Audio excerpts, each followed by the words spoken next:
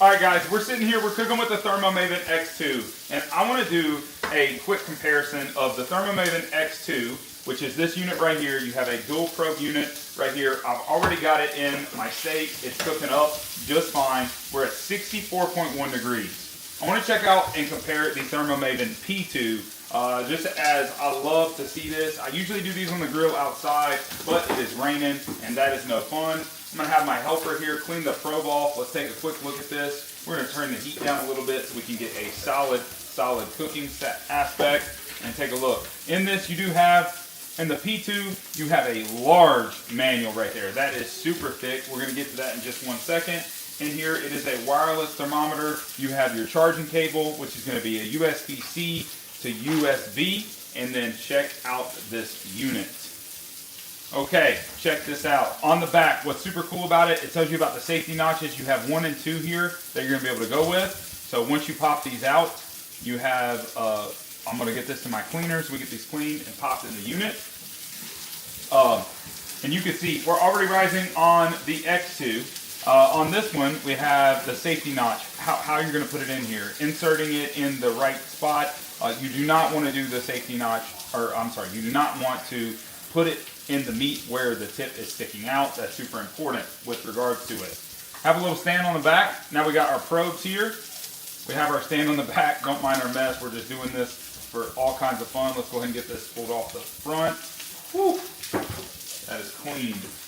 There we have it. So right here, you can tell this one is definitely a little bit different. Right at 102 degrees. I better hurry up here, and I'm going to have to flip it. So as soon as we flip it, we're going to probe it. So once you put in probe 2, and we hit the on button, which is on the left side of the unit. There we have it. You can tell it's going to read the one that is actually out of it. That's what's super important. But what I would like to do, so it's now off, what I would like to do is go ahead and take out probe 1. We're going to look at these side by side. And I'm going to stick in probe 1 here to see if we're getting a similar temperature. We can get this one stuck into the side here. Hope that I can.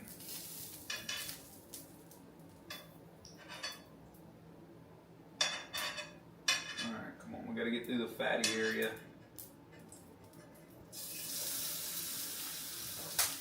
There it is. Now you want to make sure that the probe is in there just right. And there you have it. We're in. Now we're going to flip this guy over so we can cook the other side of it. Should have a bigger pan.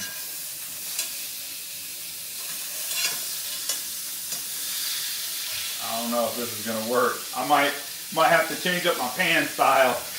That's okay. Let me stick these in there a little bit further. So you're going to put them into the safety area on it, making sure it's not sticking out. You're going to set nice and flat on the surface, and it should get solid readings. Now, you can tell I'm on 2 different sides of the steak with this guy, and this is just the way we're doing it here. So just bear with me as we're cooking this up on the inside. I want to show you what it looks like. So we're going to be able to do this.